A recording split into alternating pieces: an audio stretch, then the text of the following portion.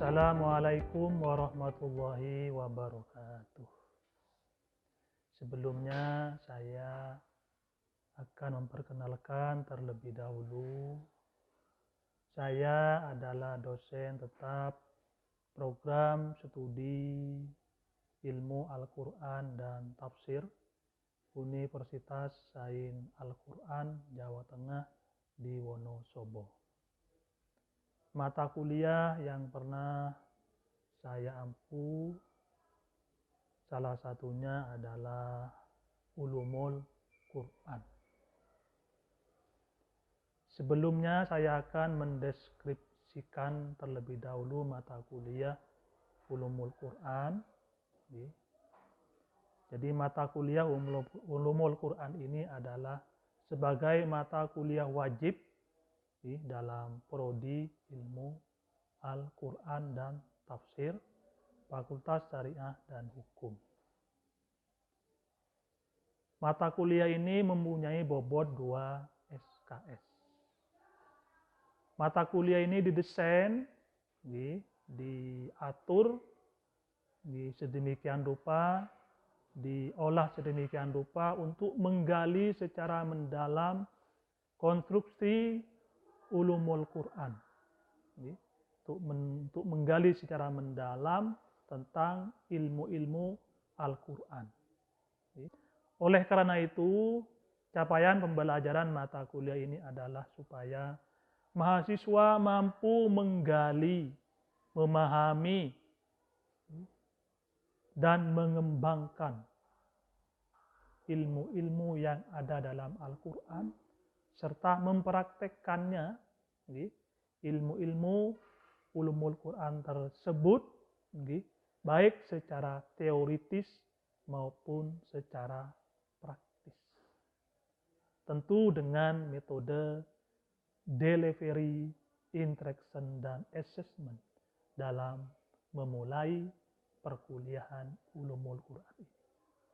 Artinya saya di sini ketika ingin menyampaikan kuliah kepada mahasiswa, terlebih dahulu saya menyampaikan alur perkuliahan dari awal sampai akhir dan menjelaskan terlebih dahulu alurnya, bobot SKS-nya, dan apa tujuan dari mata kuliah yang nantinya akan dihasilkan.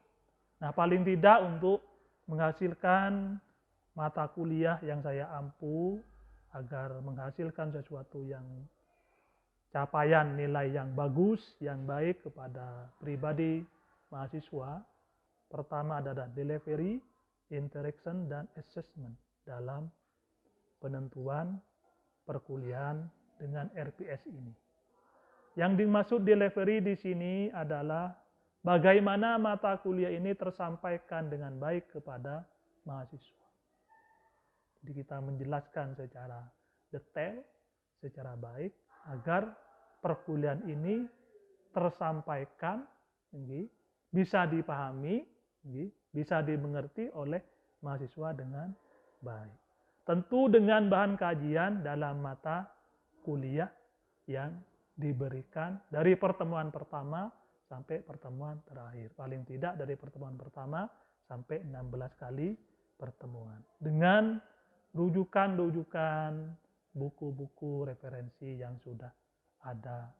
Semua sesuai dengan tema dan pokok pembelajarannya tiap kali pertemuan. Dan dari masing-masing pertemuan. Pertemuan pertama dan pertemuan kedua. Selanjutnya adalah interaksi dengan mahasiswa. Nah, hubungan saya dengan mahasiswa ketika mau menyampaikan perkuliahan di kelas, menggunakan sistem atau model pembelajaran tatap muka. Tatap muka dan artinya tatap muka offline dan online. Karena kemarin-kemarin masih pandemi, jadi banyak online-nya. Sekarang sudah alhamdulillah sudah tidak pandemi lagi, Jadi sudah banyak offline-nya. Meskipun masih banyak meskipun sudah ada banyak offline-nya, sudah banyak offline-nya, untuk saat ini tetap suatu saat dan suatu ketika online itu memang masih sangat diperlukan. Artinya tidak langsung habis begitu saja. Antara offline dan online masih kita gunakan dengan sebaik-baiknya agar semuanya berjalan dengan baik. Nah, untuk mendukung pembelajaran secara online tadi, di sini juga saya menggunakan sistem akademik. Jadi di kampus saya ini di Universitas Sains Al-Quran, setiap kali kita mau mengajar, mahasiswa disuruh membuka sistem akademiknya di akun Sismik masing-masing, atau yang lebih dikenal LMS Akademik, Learning Management System. Itu dari universitas sudah dikondisikan dengan baik, ya terutama waktu kemarin corona. Jadi memang corona ini banyak hikmah dan manfaatnya, sehingga banyak dosen yang sudah tidak buta lagi dengan teknologi. Dengan adanya corona ini, alhamdulillah semuanya menjadi melek, termasuk di dosen di perguruan tinggi. Artinya tetap online masih kita gunakan karena itu juga menjadi sarana yang baik.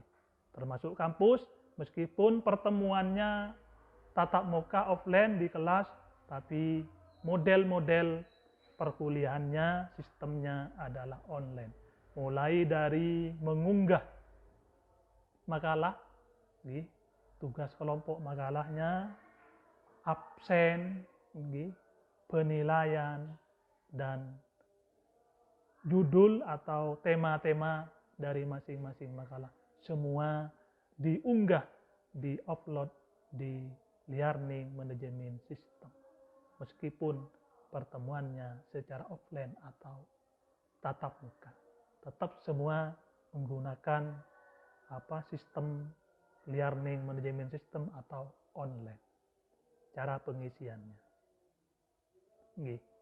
Di sini di sistem online-nya ini memang di Universitas Sains Al-Quran yang Kuala Ampu dalam perguruan ini digunakan untuk mendukung pembelajaran yang di dalamnya terdapat fitur untuk menyampaikan seperti yang Kuala sampaikan tadi di awal, materi, tugas pembelajaran, dan monitoring mahasiswa. Sekaligus presensi serta nilai akhir perkuliahan yang bisa diakses mahasiswa kapan saja.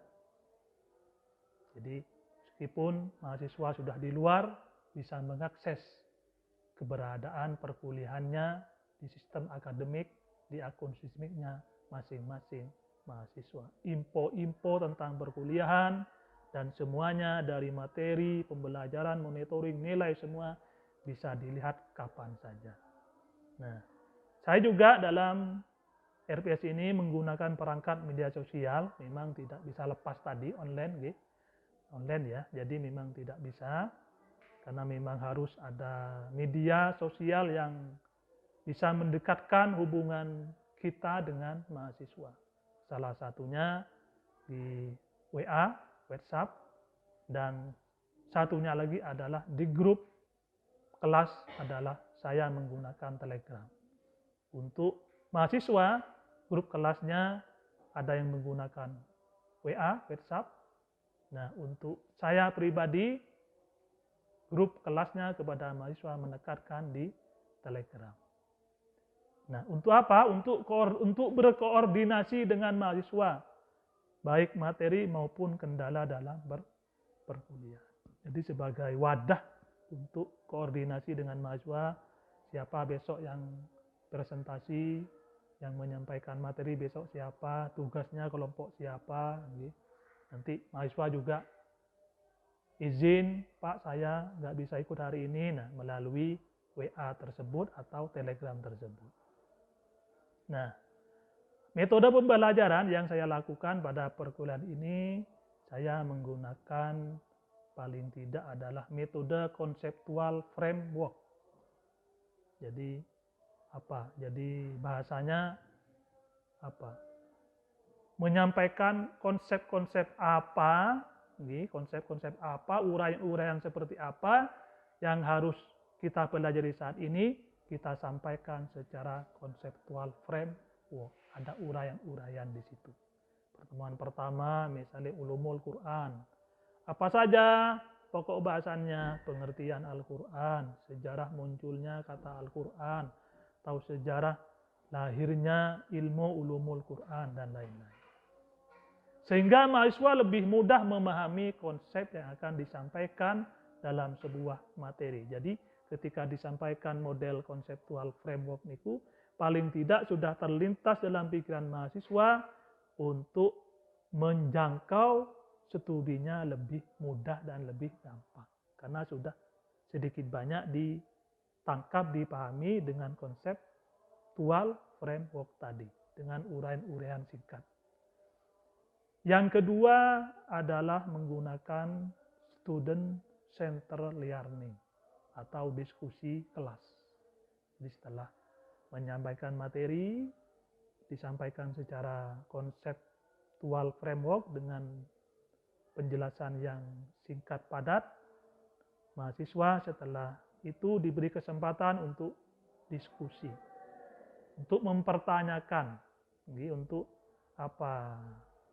timbal balik, feedback dari mahasiswa apa yang saya sampaikan di awal tadi. Apakah betul-betul ditangkap, apakah betul-betul dipahami oleh mahasiswa atau tidak, atau belum. Inilah perlunya adanya student centered learning atau diskusi kelas. Dan ini merupakan ciri khusus dalam perkuliahan atau ciri khusus bagi mahasiswa. Banyak berdiskusi, baik dalam kelas maupun di luar kelas. Terkait dengan tema dalam rencana pembelajaran. Tentu kalau kita di kelas, saya di kelas dengan mahasiswa, tema apa yang disampaikan hari ini, hari itu tentu harus sesuai dengan tema dalam rencana pembelajaran hari ini, diskusi tersebut. Ya meskipun nanti ada di luar yang ditanyakan oleh mahasiswa, kita fokuskan dulu ke tema pembelajaran yang diajarkan atau yang disampaikan hari ini. Terakhir, dalam RPS ini, metode yang saya gunakan ada assessment, jadi penilaian. Hal ini saya lakukan untuk melakukan evaluasi kepada mahasiswa. Pada awal perkuliahan, saya akan menyampaikan rencana pembelajaran semester RPS tadi, mendeskripsikan, karena di dalamnya memuat poin-poin penting terkait dengan sistem perkuliahan, baik materi, komposisi, penilaian, hingga timeline perkuliahan, sistem penilaian. Nah, jadi asesmen ini adalah merupakan penilaian akhir dari perkuliahan yang ada selama perkuliahan berlangsung.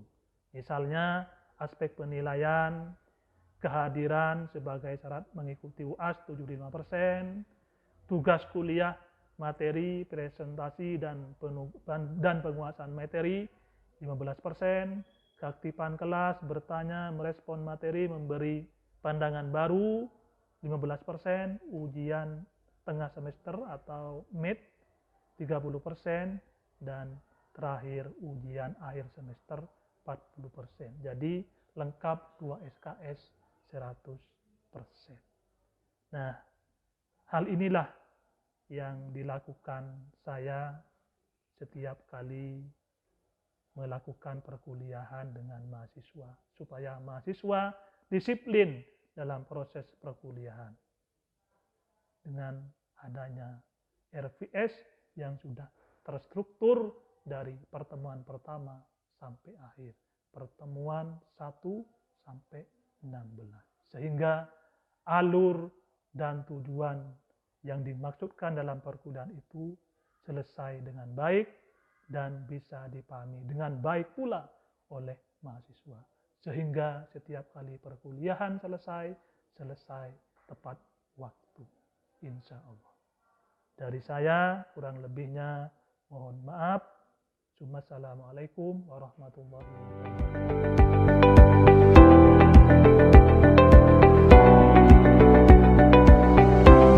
Assalamualaikum warahmatullahi wabarakatuh. Mari kita mulai perkuliahan hari ini dengan bersama-sama membaca basmalah. Bismillahirrahmanirrahim. Perkuliahan hari ini dalam ilmu ulumul Quran tentang ilmu munasabah. Ilmu munasabah ini adalah salah satu bagian dari ilmu Al-Quran. Jadi dalam ulumul Quran ada beberapa ilmu yang harus kalian pahami dan harus kalian pelajari. Ada wahyu, ada mukjizat, ada ayat-ayat makkiyah dan madaniyah, ada ayat-ayat muhkam dan mutasabbih, ada lagi nasikh dan mansukh.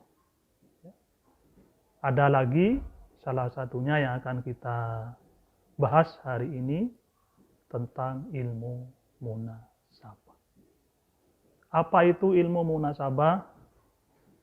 Ilmu munasabah itu adalah ilmu tentang keterkaitan. Bisa dilihat di layar. Tentang keterkaitan antara satu surat atau ayat dengan surat atau ayat lain. Jadi bahasa sederhananya, satu ayat atau surat yang satu dengan yang lain ada keterkaitan. Ada kesamaan. Itu namanya ilmu munasabah. Nah, ilmu munasabah merupakan bagian dari ulumul Quran.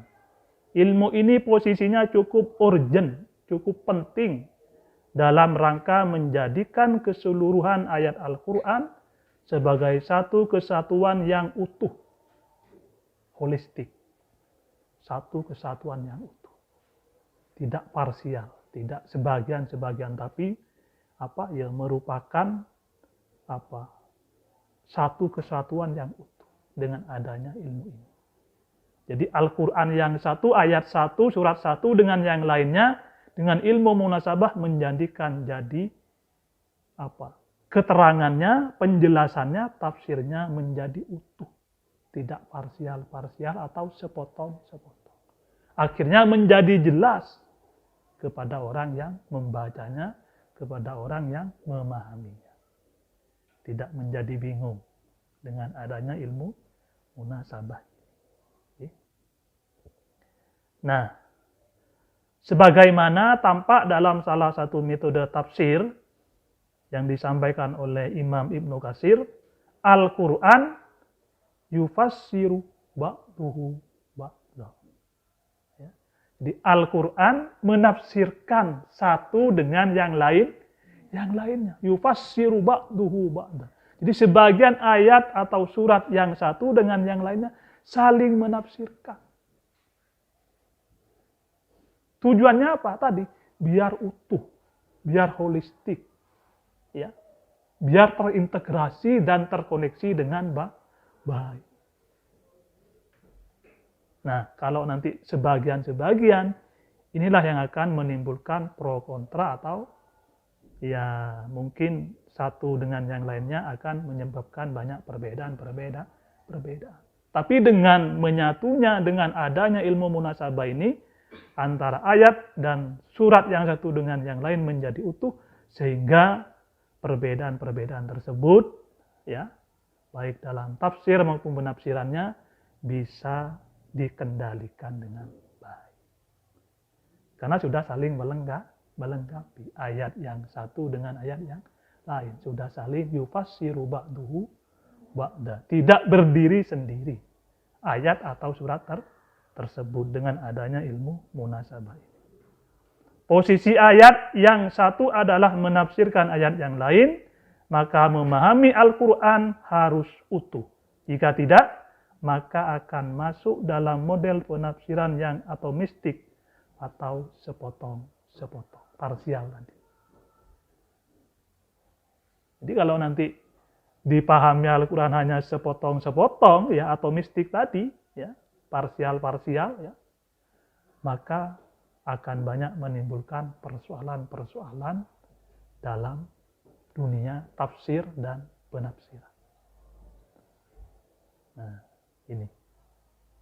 Nah, mahasiswaku semua yang kula hormati, di sini ada juga keterangan dari Manna Al-Qattan. Ini salah satu mufassir terkemuka dalam ilmu Al-Quran. Jadi nanti kalau jenengan belajar ilmu Al-Quran, pasti literatur wajibnya, referensi wajibnya salah satunya dari beliau Manna Khalil Al-Qattan. Ya. Karya aslinya judulnya Mabahis fi Ulumil Quran. Karya beliau aslinya. Dalam tulisan Arabnya adalah Mabahis fi Ulumil Quran. Nah, tapi kitab ini ya sudah diterjemah sedemikian rupa, artinya terjemahannya sudah banyak ya, dijumpai, dibeli di toko-toko. Tinggal jenengan nanti mau beli apa enggak, punya uang apa enggak, kan begitu saja. Beli buku sama beli kota internet, kira-kira enak beli buku apa beli kota internet. Misalnya mau beli buku Manna Al-Qattan atau kitab Mabahis fi Ulumil Quran, kira-kira punya uang apa tidak? Kalau enggak beli kota internet, kira-kira stres apa gimana? Apa lebih enak beli kota internet atau bagaimana? Nah, itu saja. Atau nabung dulu, ya, nabung mas, ya, untuk beli kitab ini karena ini salah satu literatur yang harus ada dalam kajian ulumul Quran. Ya. Paling tidak punyalah. Entah nanti di fotokopi atau di apalah ya, dikoordinir. Ya. Apa kata beliau? Kata Manna Al-Qattan dalam kitabnya Mabahis fi Ulumil Quran. Ini sudah diterjemahkan, judulnya itu Studi Ulumul Quran. Jadi kitab Mabahis fi Ulumil Quran ini sudah diterjemahkan. Kitab ini judul terjemahannya Studi Ulumul Quran. Ya, cukup tebal bukunya segini. Tapi nanti bisa dicari ya di toko-toko buku. Nah, kata Manna Al-Qattan, kaitannya dengan munasabah dalam kitabnya atau dalam buku Mabahis fi Ulumil Quran, menurut ya beliau ya secara bahasa ya munasabah ini sama artinya dengan muqarabah. Qorib. Kan ada istilah teman qorib. Atau pernah kita dengar juga istilah sanak kerabat, gebetan. Nah, dari kata qorabah. Qorib itu artinya dekat. Qoribum minallah berarti dekat dengan Allah. Atau qoribum pan. Dekat denganku misalnya, qoribi. Dekat denganku, dekat denganmu, qoribuka. Qorib. Nah, ini salah satu secara pengertian ilmu munasabah secara bahasa adalah muqarabah, ya, yaitu dekat. Artinya ayat satu dengan yang lainnya tadi tidak berjauhan. Secara pemahaman dan pengertian dan tafsir penjelasan dekat. Nah, kalau dekat kan enak. Seperti jenengan dekat dengan si A, dekat dengan si B, dekat dengan tetangganya, dekat dengan temannya. Kalau dekat kan ada apa-apa kan enak. Gak punya pulsa, dekat dengan yang punya pulsa, tinggal minta, gitu kan. Pas mau nelpon, pulsa juga habis, tapi dekat dengan yang punya pulsa kan enak, gitu kan. Saling menyempurnakan. Jadi munasabah itu begitu. Seperti orang gak punya pulsa, karena dekat dengan yang lainnya, akhirnya dibantu dengan yang punya pulsa. Akhirnya bisa nelpon, bisa internet. Jadi salah satunya secara bahasa di situ muqarabah, dekat. Ada juga secara bahasa kata Makna dilaqatan adalah musakalah. Musakalah ini adalah keserupaan, kemiripan, ya, kemiripan atau kesamaan. Ya. Kok kita mirip ya? Serupa tapi tidak sama. Kan banyak ya, manusia juga begitu. Gitu.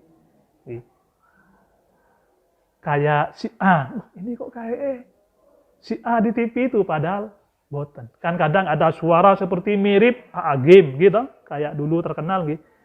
Ada orang ya persis suaranya seperti Agim. Enten boten? Ada gitu. Jadi ketika ngomong persis sama Agim padahal bukan Agim, cuma suaranya serupa dengan Agim. Gitu. Ada juga orang secara suara mirip, ada juga secara rupa, bentuk juga mirip.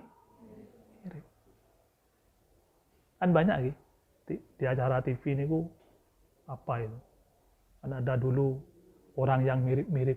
Ada saudaranya kayak kembarannya, tapi ternyata malah jauh. Kayak ada orang yang mirip dengan Gus Dur, gitu betul? Sudah tahu betul? Nah itu. Jadi bentuknya mirip Gus Dur. Tapi bukan Gus Dur, tapi orang ngiranya itu Gus Dur masih hidup. Padahal bukan. Cuma rupanya, bentuknya sama. Bahkan meniru suaranya Gus Dur sampai sama. Jadi seakan-akan persis betul dengan Gus Dur.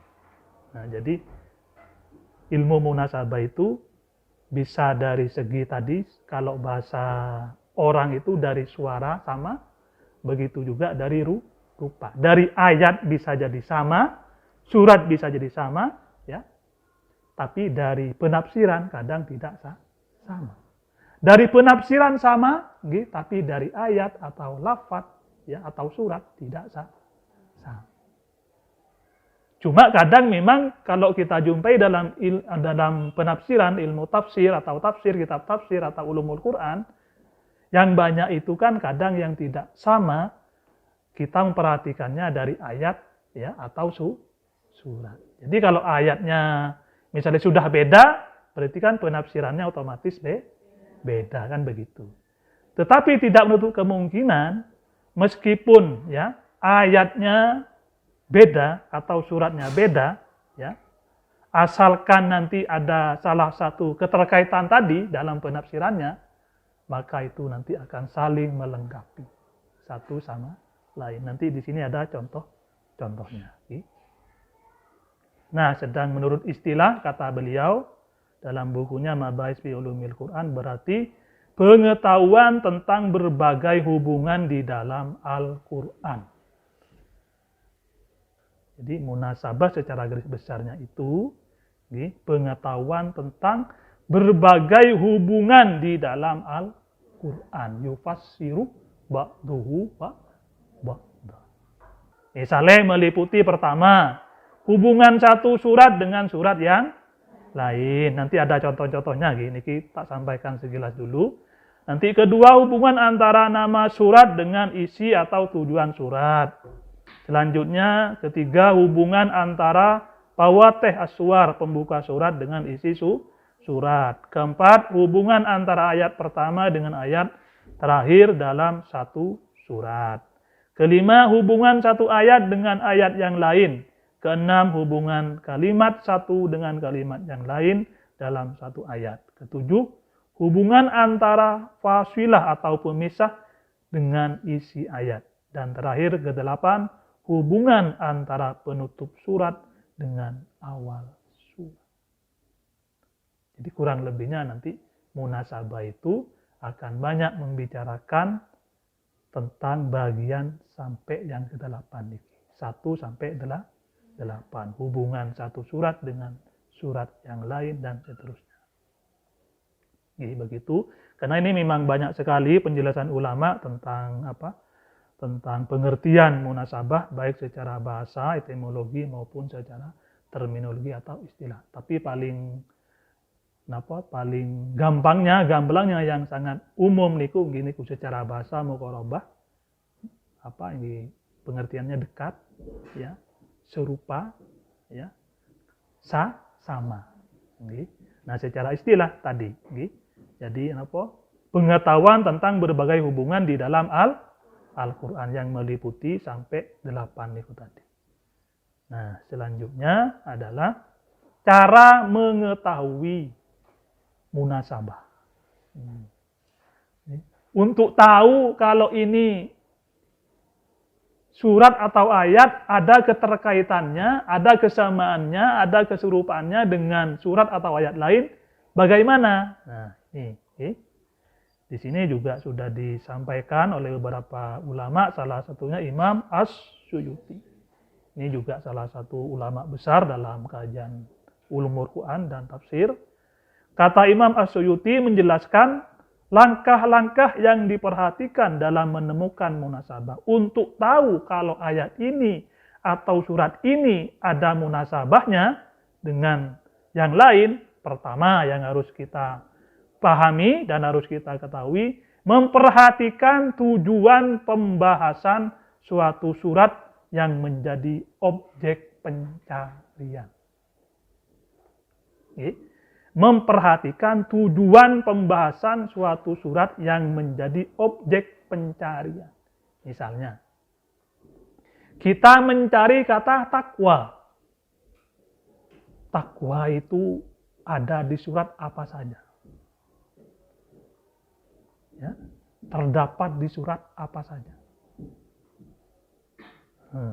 Jadi objek yang kita cari, kita pastikan dulu mau nyari apa. Apakah masalah takwa, apakah masalah hudan, takwa, hudan linnas misalnya, petunjuk bagi manusia. Dalikal kitab misalnya, dalikal kitab la raiba fi, misalnya kita mau menelusuri objek apa? Tadi objek pencariannya dari kata Alkitab. Dalikal kitab. Nah, kitab, lafaz kitab atau kata Alkitab dalam Al-Quran ada berapa? Terdapat dalam surat apa saja? Itu nanti. Jadi nanti akan fokus ke dalam satu objek pencarian sehingga ya kita tahu, oh ternyata ini satu surat dengan surat yang lainnya ada kesamaan, saling menyempurnakan, saling melengkapi. Dalikal kitabu la raiba fi hudan lil muttaqin. Nanti kitab yang lain juga diterangkan lagi tentang kitab-kitab. Oke, oh ternyata yang dimaksud kitab ini adalah Al-Quran. Jadi nanti bisa ditelusuri dari kata Alkitab, dari kata apa? Dalikal kitabu la raiba fi al-muttaqin misalnya. Hudan lil muttaqin bisa dari hudan, bisa al-muttaqinnya. Muttaqin itu apa? Hudan itu apa? Ini nanti dalam konteks tertentu yang disebut metode tafsir secara maudhu'i, tematik. Yang setema, misalnya Alkitab tadi dicari sesama kata Alkitabnya. Di surat apa saja. Nah, dalam metode tafsirnya ini disebut metode maudhu'i atau tematik, yang setema, yang sama temanya, kitab. Tapi nanti penjelasannya satu sama lain saling menyempurnakan, saling melengkapi. Jadi akhirnya kita, ternyata ilmunya Allah itu luas. Jadi betul apa yang disampaikan oleh Allah. Kullau kanal bahru midadan li kalimati rabbi lanafidal bahru qabla an tambata kalimatu rabbi. Itu pun walau ji'na bimislihi madada. Jadi seandainya lautan itu masih dibuat tinta untuk nulis kalimat-kalimat Allah, nikmat-nikmat Allah. Penafsiran-penafsiran tadi. Enggak cukup. Meskipun didatangkan lagi seperti air laut yang ada. Enggak cukup. Walau ji'na bimislihi madada. Jadi kalau ilmu itu makin dipelajari, ya, makin bertambah, Mas. Makin bertambah. Iya. Jadi makin dipelajari, makin dimanfaatkan, disampaikan ke orang, makin bertambah. Jadi makin diberikan ke orang, ilmu itu makin bertambah. Beda kalau uang. Uang beripun. Kalau diberikan ke orang, nggih mboten. Kalau disimpan,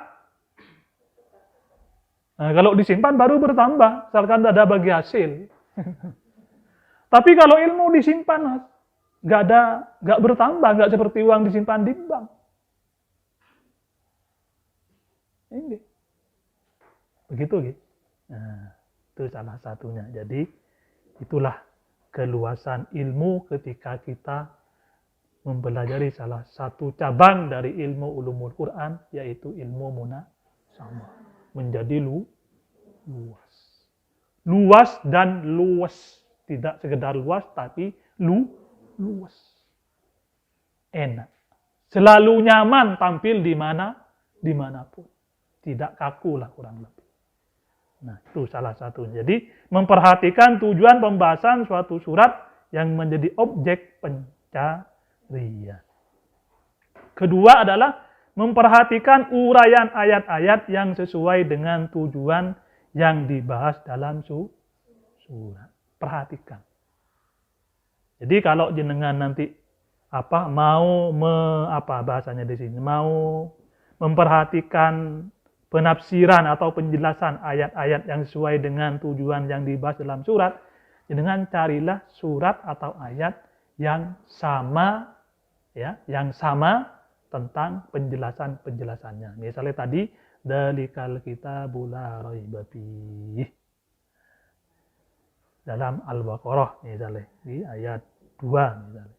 Nah, nanti jangan cari di surat lain yang berkaitan dengan Al-Kitabu la raiba fihi.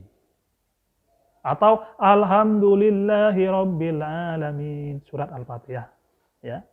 Alhamdulillahi Rabbil Alamin. Jenengan mau tahu alhamdu ini seperti apa? Jenengan cari alhamdu yang lain yang ada di surat lain selain Al-Fatihah. Nah, itu caranya. Akhirnya nanti ketemulah kedekatan, kesamaan, keserupaan antara ayat sama surat yang dimaksud, penjelasan tadi, uraian ayatnya tadi menjadi utuh, menjadi holistik, tidak atomistik. Inilah keindahannya dalam ilmu munasabah. Selanjutnya adalah menentukan tingkat uraian-uraian itu apakah ada hubungannya atau tidak. Jadi kalau ada hubungannya ayat tersebut atau surat tersebut, ya berarti nanti ada penjelasan yang lebih detail. Tapi kalau enggak ada hubungannya, jangan dipaksa. Kalau enggak ada hubungannya, enggak ada keterkaitannya, enggak ada kesamaannya, memang ayat ini berbeda secara lafaz dan penjelasannya dan kalimatnya juga, ya kita enggak usah nyari yang di situ. Ya, berarti itu tidak masuk munasabah. Karena dalam Al-Quran itu tidak semua ayat itu nanti dipaksakan untuk masuk ke ilmu munasabah atau dipaksakan untuk sesuai. Tidak. Begitu juga tidak semua dalam Al-Quran itu ada asbabun nuzul. Nuzulnya itu tidak boleh dipaksakan. Tidak semua ayat atau surat dalam Al-Quran itu ada asbabun nuzulnya. Dan itu tidak boleh dipaksakan. Karena memang sudah dari asal. Sebab-sebab turunnya Al-Quran. Jadi ada bagian-bagian tertentu, surat-surat tertentu, ayat-ayat tertentu yang ada asbabun nuzul. Dan itu tidak boleh dipaksakan. Harus ada semua Pak. Ya enggak boleh. Karena memang sudah itu ketetapan. Inna nahnu nazzalna dzikra wa inna lahu lahafidz. Udah dari sana. Al-aslu la yus'al. Jadi asal itu jangan ditanya, kenapa gula manis? Kenapa misalnya si A manis? Kenapa si A jelek? Ya karena memang udah dari sananya jelek atau manis atau pahit. Kenapa kopi pahit? Kalau manis jadi kopi bukan? Kok pahit? Kenapa jamu pahit? Meskipun sekarang ada jamu manis, gitu kan, dikasih gula. Tapi kan intinya orang kalau jamu kan pasti nggak mau. Kenapa? Pahit. Padahal akhirnya dikasih gula. Akhirnya sekarang banyak orang minum jamu. Tapi tetap orang tahunya jamu itu pahit. Aslinya memang pahit. Jangan dipaksakan manis. Nanti malah tidak jadi jamu. Hilang kejamuannya. Nah, jadi begitu. Selanjutnya adalah dalam mengambil keputusan, hendaknya memperhatikan ungkapan-ungkapan dengan benar dan tidak berlebihan. Jadi nanti kalau kita memahami ayat atau surat, atau ingin menyampaikan, ingin menangkap pesan-pesan moralnya dalam ayat tersebut, kita harus memperhatikan apa maksud dan tujuan dari ayat-ayat atau surat tersebut. Jangan sampai berlebih-lebihan. Apalagi kadang ada ulama seakan-akan ayat ini kalau dibaca pagi dan sore bisa kaya raya. Diamalkan sama santri, sama mahasiswa. Dibaca berapa kali Pak Kiai? 10 kali. Sudah dibaca 10 kali, berkali-kali. Kok tetap tidak kaya raya? Nah, ini nanti akan menimbulkan begitu. Makanya, dalam mengambil keputusan, hendaknya memperhatikan ungkapan-ungkapan dengan benar. Dicari kebenaran. Iya Pak, kalau baca surat Al-Waqiah, jadi kaya raya. 7 turunan. Berarti nggak usah kerja dong kita. Nggak usah kemana-mana, duduk wae baca surat Al-Waqiah. Di masjid, diulang-ulang. Nah, tidak begitu. Ya, tidak begitu. Ya. Makanya harus memperhatikan ungkapan-ungkapan dengan benar. Jangan terjebak. Kita kan kadang, ya satu sisi kadang kita terjebak dan dijebak oleh keadaan. Nah, ini kata Imam As-Suyuti, kalau kita ingin tahu bahwa ayat atau surat satu dengan yang lainnya saling untuk menemukan ayat satu dengan yang lainnya dalam munasabah. Bahwa untuk menemukan kita di Al-Quran bahwa ini ada munasabahnya, memperhatikan paling tidak kata Imam Suyuti 4 hal tersebut tadi. Perhatikan tujuan pembahasan, memperhatikan uraian ayat-ayat, menentukan tingkat uraian-uraian, dalam mengambil keputusan hendaknya memperhatikan ungkapan-ungkapan dengan benar. Jangan sekedar copy paste. Jangan disampaikan apa adanya. Digiling dulu. Di apa dulu, Pak? Disaring dulu. Disaring sebelum di-sharing. Tapi kan kadang kita enggak, di-share dulu baru di-sharing. Pas ribut baru salah kirim. Karena enggak di-sharing dulu, di-share dulu baru di-sharing. Kita kan begitu. Jadi pas ribut baru minta maaf salah kirim, maaf ini. Kita kan cenderungnya begitu. Nah, dalam ilmu munasabah tidak boleh seperti itu. Semua harus dipahami secara baik dan benar. Biar tidak memunculkan praduga yang tidak bersalah dari pengertian sepotong-sepotong tadi. Karena dengan ilmu munasabah ini akan memunculkan penafsiran atau ayat atau surat yang bisa dipahami secara utuh.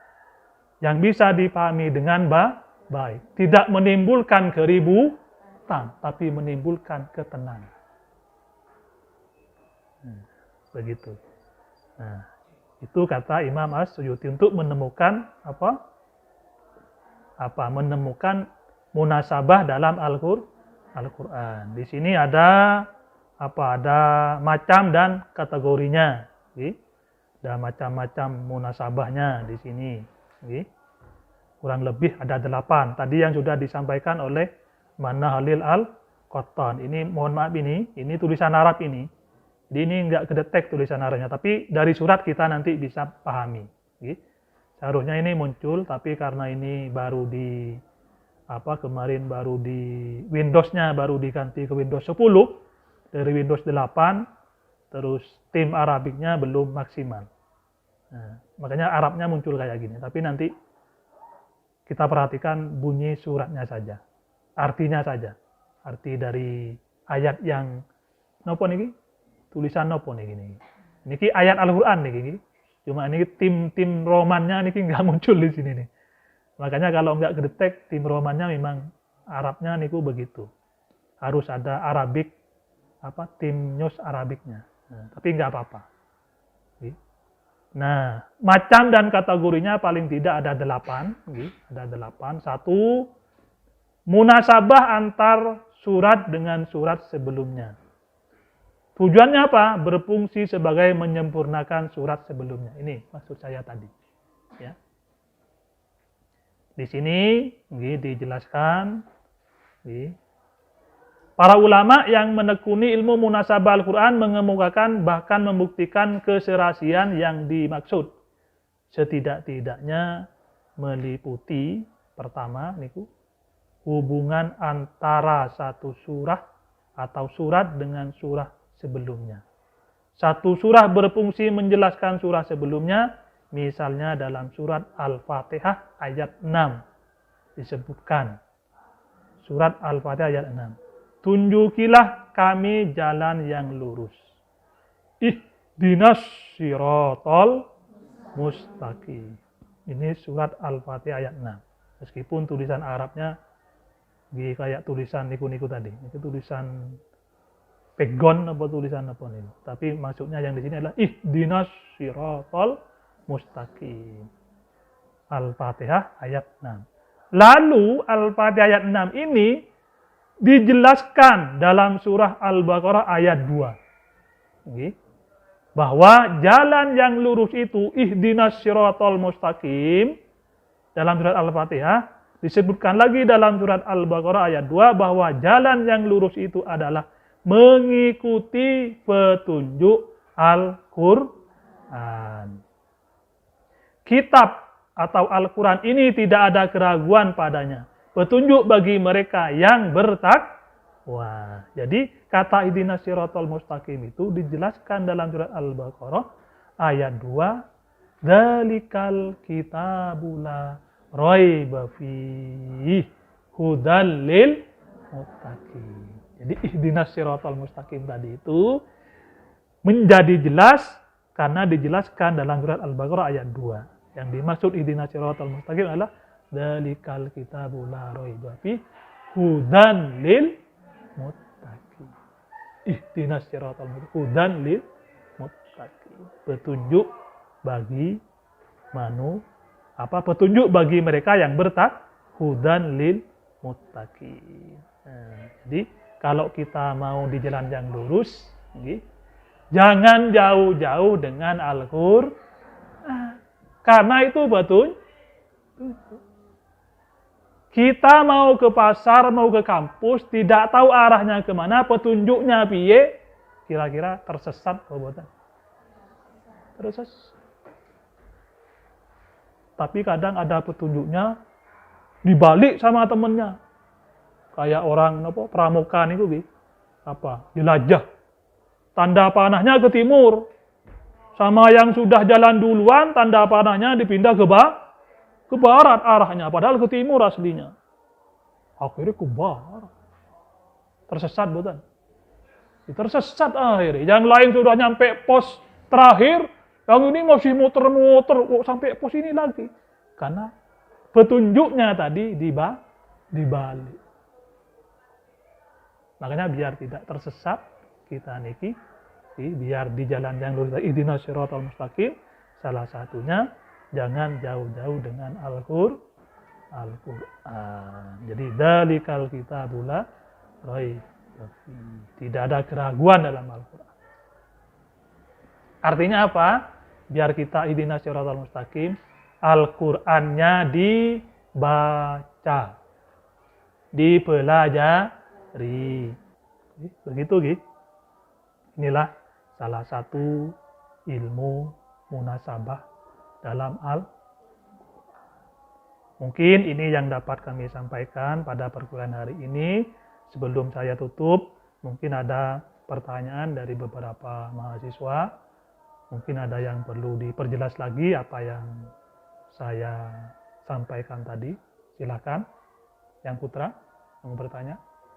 Pak, izin bertanya, tolong jelaskan lagi secara singkat tentang musabah Al-Quran. Tentang ilmu Musabah munasabah Al-Quran. Al-Quran. Ya, terima kasih.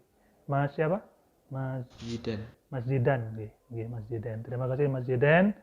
Mas Zidan bertanya untuk dijelaskan lebih detail lagi tentang ilmu munasabah. Jadi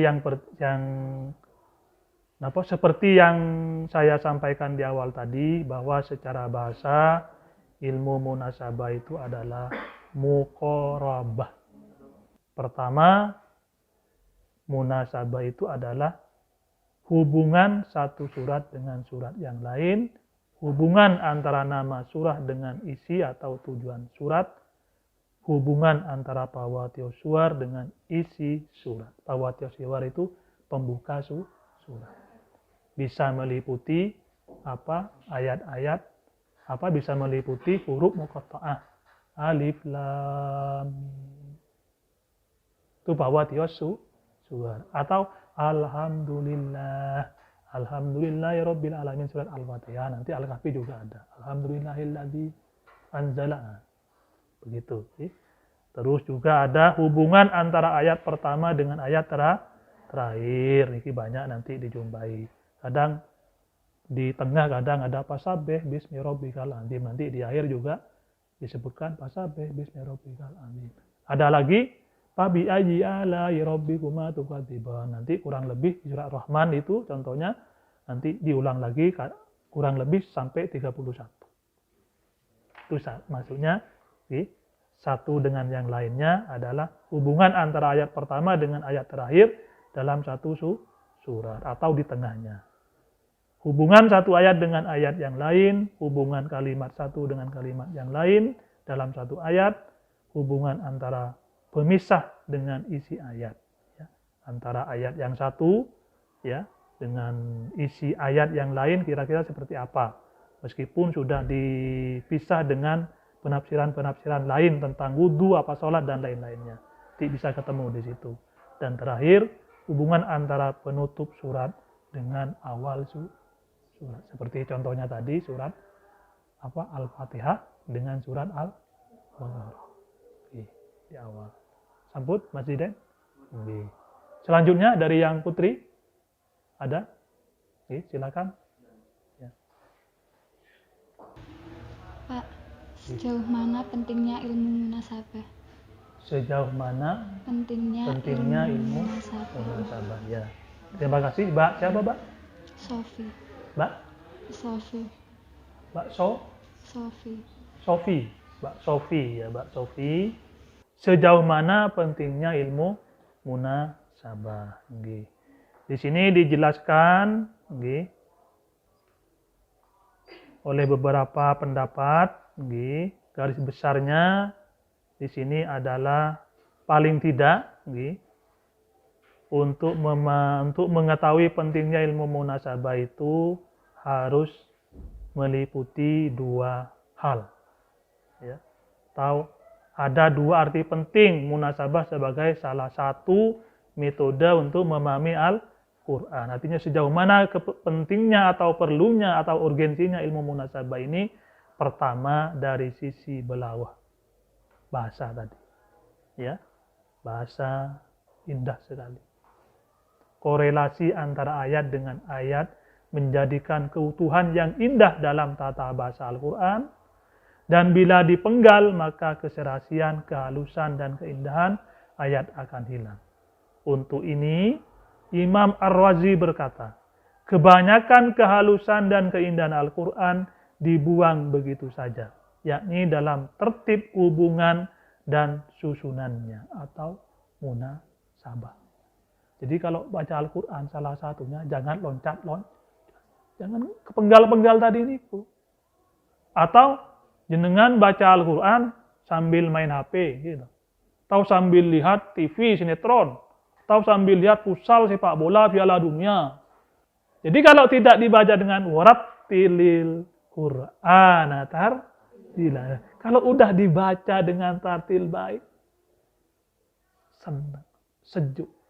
Itu yang pertama, Mbak Sofi. Kedua adalah munasabah memudahkan orang dalam memahami mana ayat atau surah, sebab penafsiran Al-Quran dengan ragamnya yang ada bil maksur, secara teks, secara Al-Quran, nas, bil maksur, antara Al-Quran, hadis, dan pendapat-pendapat sahabat, dengan birro'ihnya, pendapat di luar Al-Quran dan hadis. Dengan ragam-ragam ini, nanti kalau kita tidak mendalami ilmu munasabah, maka semuanya menjadi tidak jelas.